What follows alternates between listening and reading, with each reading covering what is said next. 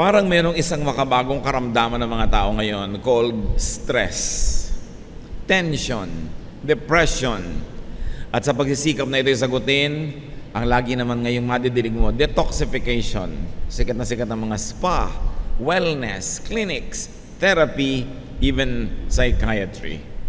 At alam natin, sabi ng Panginoong Jesus, "Come to me all of you who are tired and heavy laden, and I'll give you rest." Restfulness is very high religion. Why? Because it is the ultimate purpose of Jesus for us that we find rest. Ginhawa, pahinga, ang isa sa mga pinakamatatayog na pangarap ng mga tao, to find comfort and rest. At ang ating pag-aaral ngayon, pinamagatan natin, how to really relax. Paano nga ba talaga magpahinga? Thank you, Lord, that we can relax and find rest in you.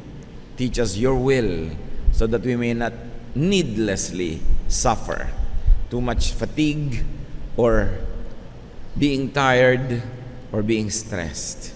Let your peaceful spirit rest in us. Forgive us our sins, O God. Cleanse us from all our iniquities. Straighten up our lives. Hold us by the hand. Lead us, guide us, give us rest. In the name of Jesus, your Son, our friend, our Savior, we pray.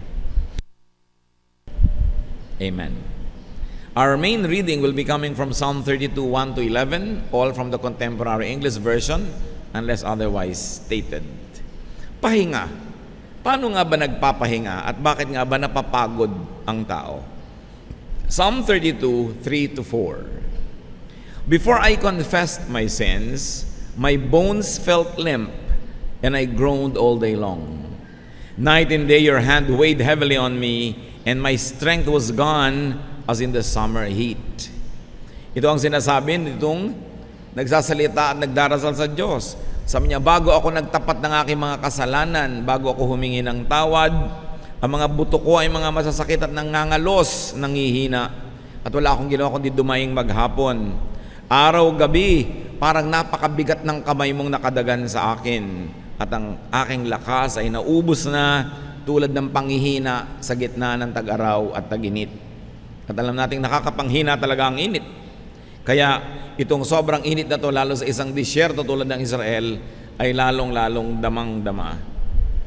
Pero ang lahat ng panghihina na yon ay sinabi niya, naramdaman at totoo, bago siya nagtapat sa Diyos.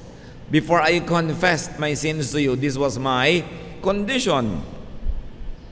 So we can see here that sins, spiritual remissions affect stress and poison the body. Doon pa lang nakita natin agad kung paano lulutasin ang problema.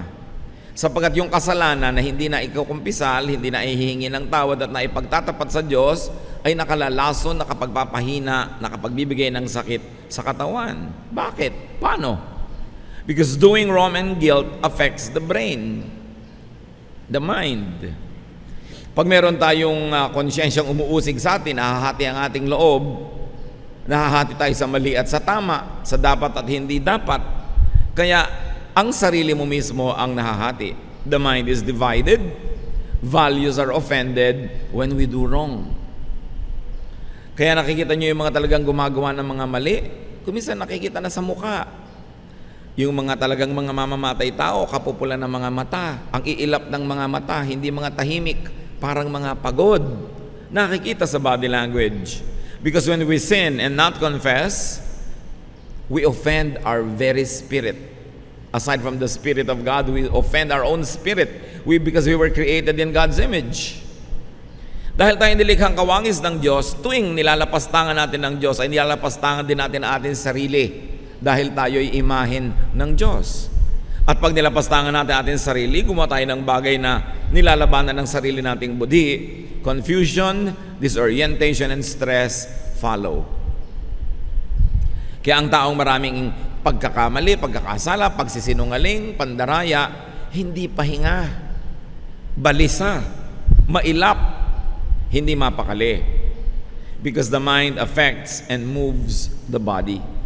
A guilty mind is going to short-circuit the electricity of the body and make it sick.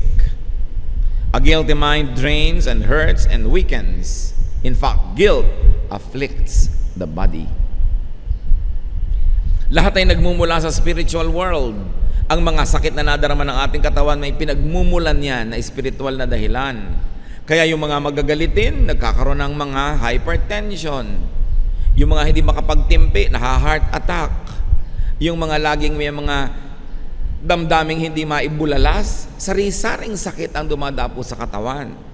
Yung mga laging magagalitin, nandaraya, nagigilty, nagkakaroon ng sari-saring karamdaman. Psalm 32 verse 5. So, I confessed my sins and told them all to you. I said, I'll tell the Lord each one of my sins. Then you forgave me and took away my guilt. Dahil sa hirap ng aking kalagayan na meron akong kasalanang hindi na ibubunyag at nahihingi ng tawad, ito na lang gagawin ko. Ipagtatapat ko, hihingi ako ng tawad, iisa-isahin ko para walang maiwan na pinagmumulan ng sakit ng aking katawan. At ako'y pinatawad mong lahat. Tinanggal mo ang bigat ng aking pagkakasala. So confession to God earns forgiveness, takes away guilt, takes the burden off. Confession to God detoxifies the body. Dapat nating alalahanin na alam na naman ng Diyos lahat ng kasalanan natin. Ano ang nangyayari? Bakit pag ipinagtatapat mo ay lumuluwag ang iyong loob, gumagaan ang iyong damdamin? Bakit mo ipagtatapat sa Diyos na alam naman niya yun dahil alam niya lahat? Kasi pag ipinagtatapat natin sa Diyos ay inaamin natin kasalanan. At ang pag-amin na yon, yung pagtatapat na yon, ang nakikinabang ay ikaw, hindi ang Diyos. When the offender knows, acknowledges, and repents and makes right, the offender benefits. You don't confess to God so that God will know your sins. He already knows. You confess to God so that you will know and realize that you are sinful. Kasi yun pang may mali kang ginawa, tapos sinasabi mong, hindi, tama naman ako ng konti, kaya ako namang ginawa yan, kasi. Hati ka nun. At ang pagiging hati, nagbibigay yan ng sakit. Kaya ako naman pinatay siya, kasi ninakaw ko, kasi magpapakain ako ng anak ko nagugutom. Hati ka, kasi alam mong masamang pumatay, tapos i-justify mo yung sarili mo. Pero pag sinabi mo ng, oo, hindi na ako mangangatwiran, mali talaga ang ginawa ko, Lord, sorry. Naging isa ka na. Isa ka na sa pagtanggap na mali yon, hindi ka nahati na may mali at may tamang nagkakagulo sa loob ng puso mo. Inamin mo na, naging buo ka muli, kahit pa nga ang pagsisimula ng iyong pagiging buo ay pagtanggap na mali ka. Pero yung niloloko mo ang iyong sarili na tama ka, na alam mo namang mali ka, magkakasakit ka. Kaya mahalaga, inaamin mo sa Diyos. Ang totoo nun, sa sarili mo inaamin. Dahil ang Diyos ay nakatahan sa iyong espiritu, nakatahan sa iyong puso, pag kinausap mo siya, nakakausap mo rin na yung sarili kahit hindi mo sadyain. Kaya pag humihingi ka ng tawad sa Diyos, humihingi ka rin ng tawad sa iyong sarili na na-offend mo rin nung gumawa ka ng mali. Kaya nagdadalawang loob ang tao. Sa ating wika, malinaw yan, nagdadalawang loob ka. Hati ang loob mo. Dapat maging buo ang loob mo, isang loob. Kasi talagang mahirap yung hati. So you confess to God, not to inform God, but to inform yourself that you're really wrong, to the point that you admit that you're wrong, to the point that you repent and that you seek forgiveness. And when you seek forgiveness from God, you inevitably seek forgiveness from your own conscience. Lumuluwag tuloy ang iyong loob. Confessing to God is almost like confessing to oneself. Now we have already mentioned that sin is poison for the soul, for the spirit. Sin is poison for the emotion and thought and the body. And when you confess, you get detoxified. Usong-uso ngayon yung salitang yan, detox. Tanggalin ang toxin, ang lason sa iyong katawan. Magpurga ka, uminom ka ng herbs, ibabad mo ang paa mo sa ganito, kung ano pinagagagawa natin to detox. But when you confess, you take away the sin from your heart. It's the highest form of detoxification. Psalm 32:6, we worship you, Lord, and we should always pray whenever we find out that we have sinned. Then we won't be swept away by a raging flood. So it is not the sin by itself that sweeps you away, but the guilt and the illness of the spirit and the soul that follows it that destroys the person. So you always pray and you always confess. Pag may kasalanan tayo, hindi na natin iniipon para weekly ang confession sa Diyos o monthly. Tuwing may naisip kang kasalanang nagawa, confess agad para hindi magtagal sa iyong puso yung lason na inilagay ng kasalanan na yon. We should always be conscious of and sensitive to sin. Psalm 32, 7-9, to continue. You are my hiding place. You protect me from trouble and you put songs in my heart because you have saved me. You said to me, I will point out the road that you should follow. I will be your teacher and watch over you.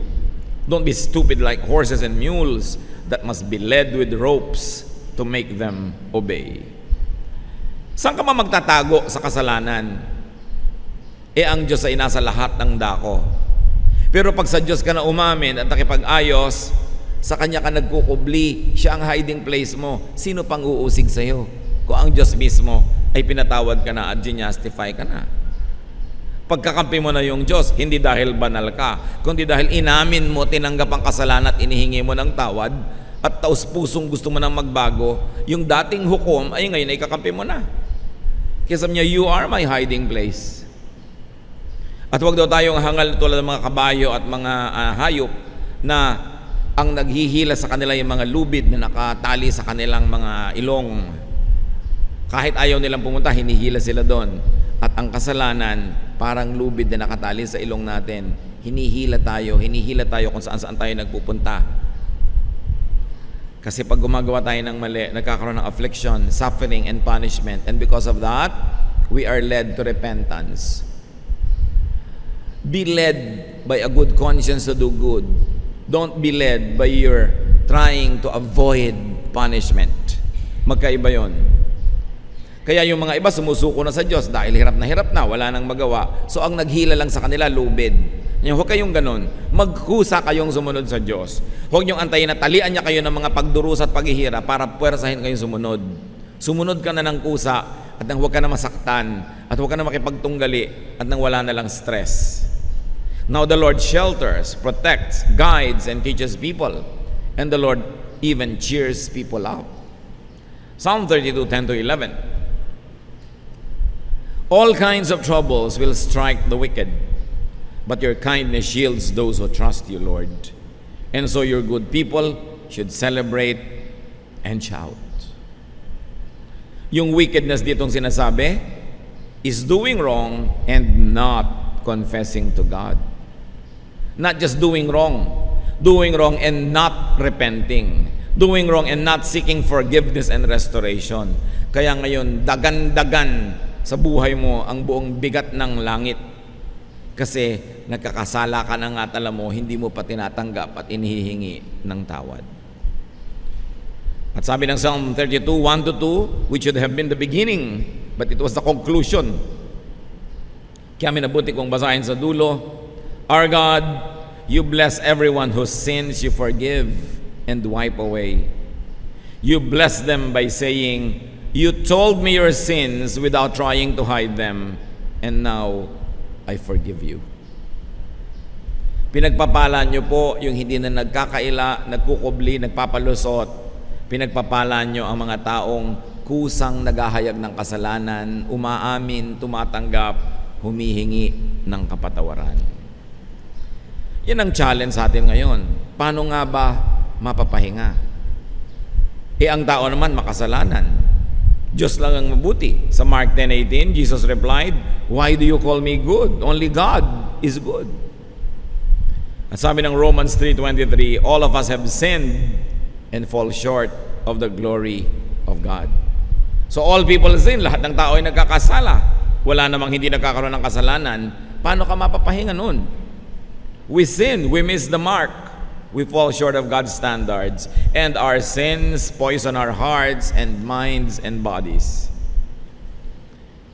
Magtataka ka, bakit sobra ang reklamo ng generation na to ngayon sa stress? Pati buhok nga na-stress na kung makikinig ka sa mga commercial ng shampoo. Stress ba ang buhok mo?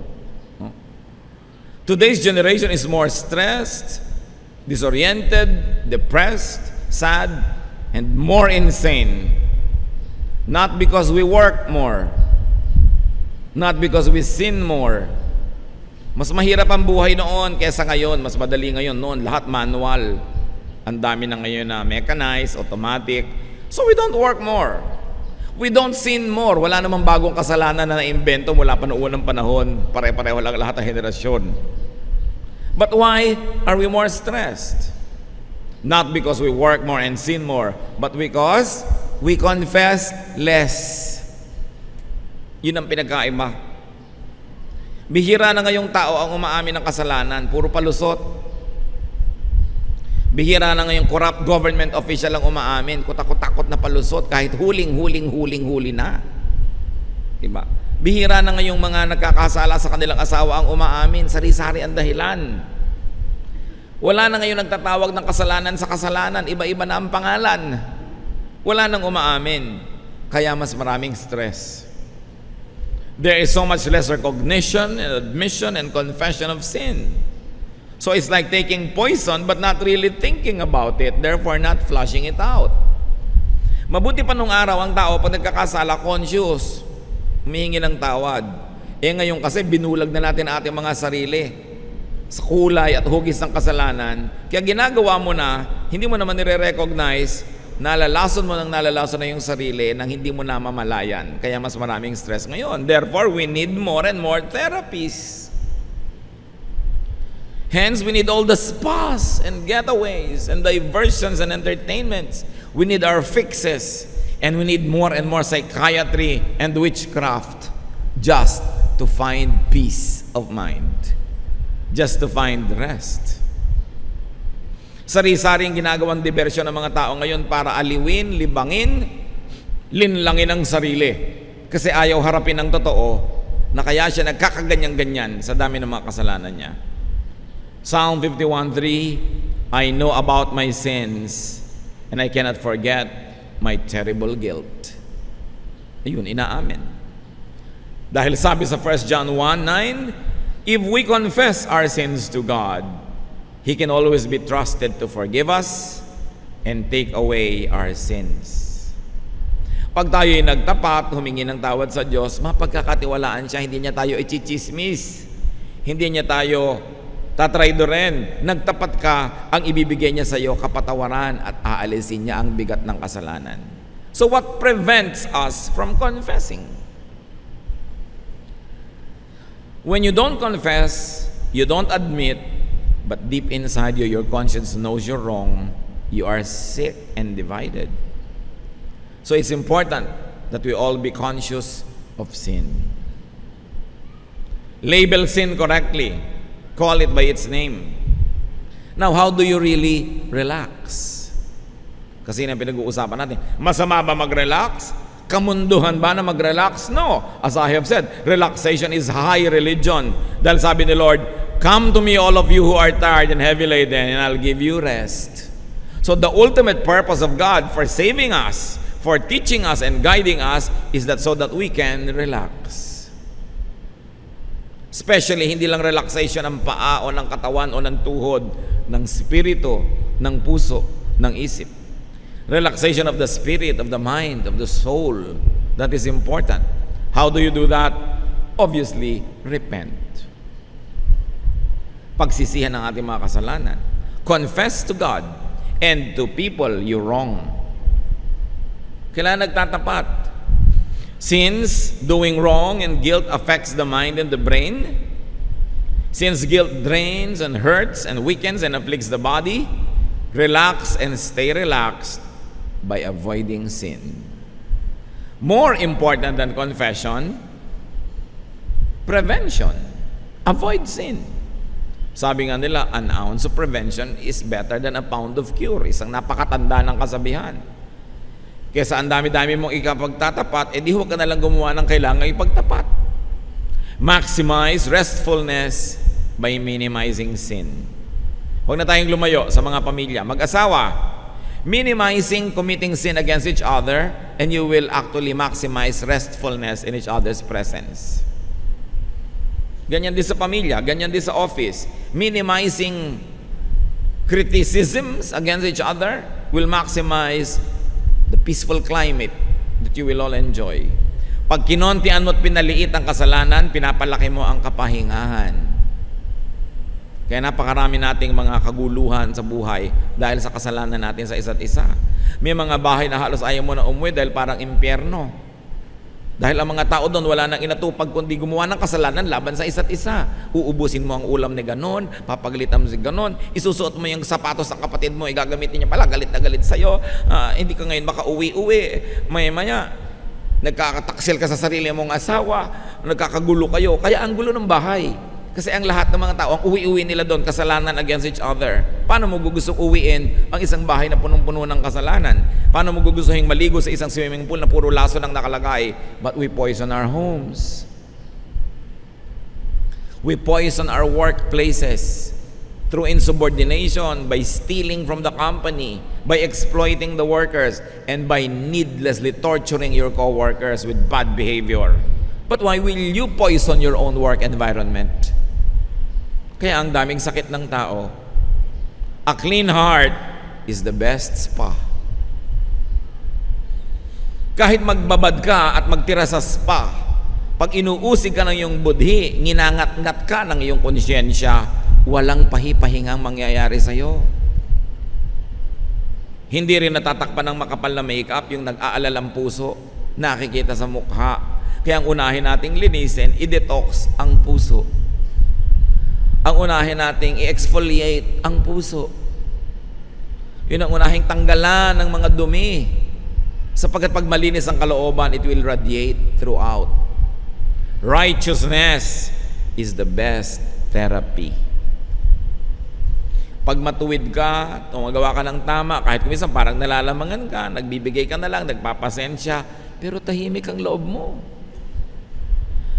Huwag kang maghahangad na makalamang pero inuusig ka ng budhi. Kasi yung budhi kasama mo kahit saan ka magpunta. Bakit mo aawayin yung kasama mo lagi? Tulad ng mga iba, inaaway asawa, kapatid, kapitbahay. Yung kasama lagi ang aawayin, edi ang buhay mo magulo. Paano ka nakikipag-away ka sa budhi mo? When you quarrel and wage war against your own conscience, you will never have peace because your conscience will have to be with you wherever you go. Whether you like it or not, it is your conscience that will die and live with you wherever, whenever. A God-led life is the way to true relaxation. No amount of therapy could replace old-fashioned confession. A talk with a psychiatrist is good. A talk with a counselor is good. But do you know that it's only a cheap imitation of confession to God? The less you confess, the more you have to talk to a counselor. The more you have to talk to a therapist. Although nakakatulong yun at hindi ko minamasama yun, pero huwag nyo kakalimutan yung best therapy. Makipagniig sa Diyos, magtapat, humingi ng tawad. Psalm 23, You, Lord, are my shepherd. I will never be in need. You let me rest in fields of green grass. You lead me to streams of peaceful water, and you refresh my life. Anong sinabi ng spa? Ikaw, Lord, ang aking spa. Libre pa. Ano? You, Lord, cannot be replaced by massage or a vacation. Although hindi masama yung massage o vacation o spa. Pero kung yun lang ang ginagawa mo para takpan yung tunay na kulang, kahit mangisay ka ng kakaspa, hindi ka mapapahinga. Kailangan makipag-ayos ka sa Diyos para tahimik ang iyong buhay. Psalm 32:5, So I confess my sins and told them all to you. I said, I'll tell the Lord each one of my sins. Then you forgave me and took away my guilt. Confession to God earns forgiveness, takes away guilt, takes the burden off, detoxifies. Confession to people that we wrong does the same thing. Mahalaga nagtatapat ka rin. Pero ang pagtatapat, mga kapatid, careful. Kasi kuminsan sa pagtatapat mo, gumaan ang loob mo pero ang bumigat yung pinagtapatan mo. Kaya i-handle mo yan mabuti. Biro mo, gusto mong gumaan ang loob mo dahil may anak kang 5 sa labas, sasabihin mo bigla sa asawa mo, ay gumaan nga loob mo, pero siya naman tong nanigas at namatay. Di ba? So, break it gently. Be kind. Hindi yung ang bigat ng problema ko, sasabihin ko sa'yo, uuwi ka ngayon ng humahalakak, tumatawa, pero yung pinagsabihan mo, nagbaril sa sarili dahil hindi na kaya ang binigay mo. Kuminsan kasi selfish din tayo. Sa kagustuhan natin gumaan ang loob natin, tatambak natin sa kapwa yung samaan natin ang loob. You are not always entitled to transfer your heaviness to other people. So you be sensitive, take their situation into consideration, their health, their emotional well-being at that time. Pero mahalaga nagtatapat. Kasi madalas, yung pagtatapat nyo, hindi lang kayo yung gumagaling, pati yung taong pinagtapatan nyo gumaling. Lalo't matagal na niya kayong bistado, inaabangan lang pala magtapat kayo. Di ba? Nagmamaang-maangan lang pala at inaantay na kusa kayong umamin at humingi ng tawad, siya rin gagaling. Pero kung ipagtatapat ninyo, isang kasalanang matagal lang nangyari at hindi na naman nauulit na at hindi na mauulit pa, baka mabuting sarili ninyo na lang, kayo na lang mabigatan, kaysa yung nananahimik nyong asawa pa ang nabigatan, lalo't hindi na naman talaga nangyayari at hindi na danger yon. Pasensya kayo, buhatin nyo yan, kayo may kagagawan. No? Pero huwag nyo lang ipasa sa inyong mga mahal sa buhay para lang gumaan loob nyo. Pero kung matibay ang kanilang loob at kaya naman nila, titimplahin nyo ang ganyang mga bagay. Now, let's never forget to appreciate that God lives in people's hearts. Romans 8:9, you are no longer ruled by your desires, but by God's Spirit who lives in you. People who don't have the Spirit of Christ in them don't belong to Him. So, ang Espiritu ng Diyos nasa atin. 1 Corinthians 6:19, you surely know that your body is a temple where the Holy Spirit lives. The Spirit is in you and is a gift from God. You are no longer your own. So, God's Spirit is one with the believer's spirit. Ang Espiritu ng Diyos nakatira sa atin, kaisa ng ating espiritu, kabuhol ng ating espiritu. Kaya pagka ginalit mo yung Diyos, ginagalit mo rin ang iyong sarili. In-offend mo ang Diyos, ino-offend mo rin ang iyong sarili. Kasi magkabuhol ang espiritu mo at ang espiritu ng Diyos. So anong ibig sabihin yan? To offend God is to offend oneself. Meron kayong alam na mali, ayaw ng Diyos, ginawa nyo, na-offend ng God, pero na-offend din ang inyong budhi. Hindi lang ang God. Ephesians 4:30, don't make God's Spirit sad.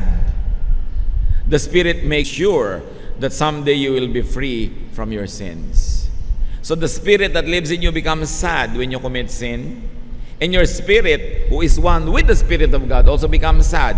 So outwardly, masaya ka dahil may ginawa kang mali na sa palagay mo may benefit. Pero inwardly, malungkot ka rin. Yan ang sinasabi nating hati. Minsan meron kang gustong pagsabihan ng masakit na salita dahil talagang dapat niyang marinig. Pinagbigyan mo ang kate ng iyong labi. Sinabi mo, sumaya ka. Pero ang totoo, sa loob ng puso mo, may lungkot ka rin. Dahil nakasakit ka rin ng iyong kapwa. Hati ka. At dahil hati ka, magkakasakit ka. Because you are not one. You are not balanced. The Spirit of God is in you. To be separated from God is to be separated from self. Lumayo ka sa Diyos. Makikita mo kapatid, lumalayo ka rin sa iyong sarili. Na pag nananalamin ka, gusto mo sabihin, ako ba talaga to? Parang hindi ako ito yung dati ha. Parang naiba na rin ako. Kasi pag lumayo ka sa Diyos, kaisa mo yung Diyos, lalayo ka rin doon sa image mo na maka-Diyos. Dalawa ngayon ang iyong mukha. Paano ka mabubuhay na dalawa ang mukha mo? Hindi ka naman imahe ng mga Buddhism at kung ano-ano. Isa ka lang, dapat isa lang ang mukha mo. Kaya may kasabihan tayo dyan, nawawala sa sarili. Di ba? Hati, hindi buo. When you offend God, you offend yourself. That's why you feel dirty. Sometimes you do something wrong, although you enjoyed, but you feel dirty. Kasi na-offend yung kabilang pagkatao mo, yung kakambal ng Diyos. But when you reunite with God, you also reunite with yourself. Dahil may bahagi ka na bahagi ng Diyos, pag bumalik ka sa Diyos, bumabalik ka sa bahagi mo na kinalimutan mo dahil ang pinakinggan mo yung kabilang bahagi mo, yung madilim. That's why when you edify God, did you notice? You also edify yourself. Bakit pag pinapupurihan mo ang Diyos, kumakanta ka, sumasayaw ka, o nag-o-offering ka ng taos-puso, parang tumataas din ang spirito mo. Samantalang pinagpupuri mo Diyos. Pinuri mo ang Diyos, pinataas mo ang pangalan ng Diyos. Bakit marataas din ang feeling mo? Because when you edify God, you also edify yourself because you are one with God in spirit. That is why worship, prayer, righteousness, meditation, and other spiritual activities are uplifting for the worshiper. Magtataka ka, darating ka dito para ampun Diyos ang itaas at papurihan, pero paglabas mo, ikaw ang naglalakad sa alapaap, ikaw yung sumaya. Kasi pag pinasaya mo ang Diyos, dahil kakabal siya ng espiritu mo, sasaya ka rin. At pag pinalungkot mo siya, may bahagi ka rin nalulungkot. Ang lahat ng ginagawa mo sa Diyos, ginagawa mo lang sa iyong sarili. Dahil ikaw ang image ng Diyos. When you let God down, you let yourself down.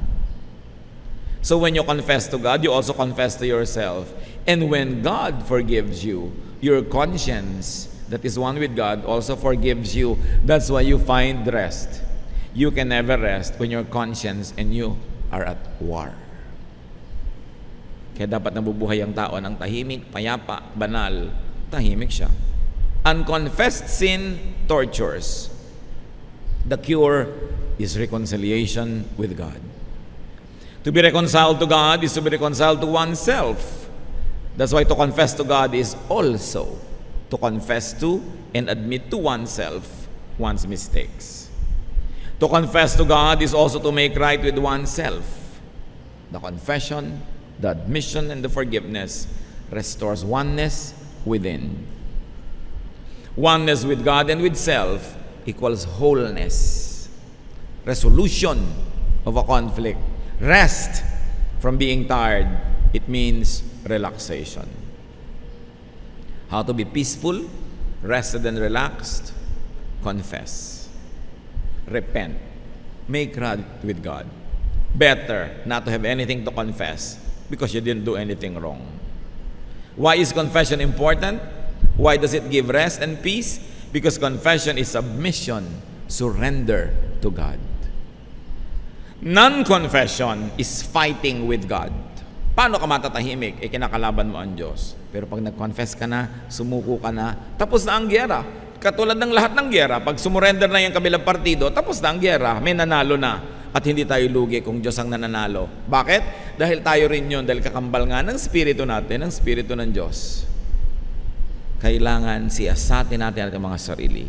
At sa sandaling ito, nais kong hamunin ng bawat isa. Meron ba kayong mga nervyos? Meron ba kayong mga kabagabagan? Meron ba kayong mga parang insecurities, mga depression? Meron ba kayong mga nagpapahirap sa inyong loob? Baka naman unconfessed sin lang yan. Kailangan siyasatin natin ating sarili. Kumisan kasi kung relihiyoso ka, lagi ka may dalang Bible, akala mo okay ka na eh. At nabubulag tayo sa mga sarili nating kasalanan pag wala nang nakakapagsalita sa atin. Pag ikaw ang padre de pamilya, ikaw ang breadwinner, ikaw ang boss, wala na kuminsan makapagtuwid sa'yo. Akala mo, lagi ka nang tama. Ikaw tong pinakamatanda, akala mo, lagi kang tama. Hindi laging ganun yon. Kaya ang mga naliligaw madalas, yung mga pinakamatataas ang ranggo, mga pinaka-breadwinner, pinaka-boss, kasi wala nang makapagtuwid sa kanila. Mahalaga, nagpapakumbaba, sinisiyasat ang sarili. Kaya sa pagpapatuloy natin sa ating spiritual growth, it's good to pause and say, Lord, may unconfessed sin po ba ako? Siyasatin niyo ako, baka dahil convinced akong okay ako, pero ba't hindi okay lahat sa paligid ko? Baka meron ako hindi nahuhukay na ugat ng kasalanan na nagbibigay ng mapakla at mapait na bunga sa aking pangaraw-araw na pamumuhay. O baka naman, obvious naman na may kasalanan, ayaw pa rin aminin. So aminin na ngayon, ipagtapat para tayo makarelax. Kung relax na kayo, mas marerelax pa kayo kung hahanapin pa natin kung ano ang possible roots of other issues in our lives. Ama namin, nagpapakumbaba kami sa iyong harapan. Kinikilala namin kami gawa sa lupa, bagamat may espiritu kayong nakatira sa amin. Yung pagiging lupa namin ang madalas nagiging dahilan, kaya kami naliligaw. Siyasatin niyo po ang aming puso sa aming mga kapatid na alam ang mga mali. Turuan mo kami ngayon na magtapat, umamin, humingi ng tawad at magpasyang baguhin, ituwid ang aming makalikuan. Lalo ang masasama naming ugali na nagpapalayo sa mga mahal namin sa buhay. Turo mo sa amin, Lord, na huwag laging sila ang sisihin. Maaaring kami naman talaga ang dapat sisihin. Teach us to look at our lives from a fresh perspective. Hindi yung puro self-justification, kundi unawain namin ang aming totoong pagkatao at kilalanin namin ang aming mga kababaan para maitaas at maituwid nyo kami. Ipakita nyo sa amin, Panginoon, ang dapat namin gawin. At sa aming mga kapatid, Lord, na namanhid na, hindi na nahahalata na may mali sila. Turuan mo kami. Refresh us. Re-strengthen our convictions and our conscience. So our conscience can be your voice that effectively, powerfully, and loudly speaks to us. At sa aming paghingi ng tawad, pagkilala sa mga hindi kinikilalang kasalanan, palakasin niyo po kami. Linisin, tanggalin niyo ang mga lason sa aming isip, puso at buhay, at maging ang aming mga katawan, palakasin niyo para kami magkaroon ng pahinga. And being rested, we can do your work, we can serve people, and we can appreciate you more. Magbulay-bulay tayo na ilang saglit, mga kapatid. Ngayon ang chance, huwag niyo ipagpaliban. Kung meron ng dapat aminin sa Diyos, huwag na tayo mga tuwiran, ihingi ng tawad, magpasyang baguhin ang mga detalye ng ating buhay na dapat baguhin. At doon sa mga naniwala na nga lagi tayong tama, mag-isip-isip muna kayo ngayon. Maaaring tama ang sinasabi sa inyo ng inyong kritik, ng inyong asawa, ng inyong anak, ng inyong magulang.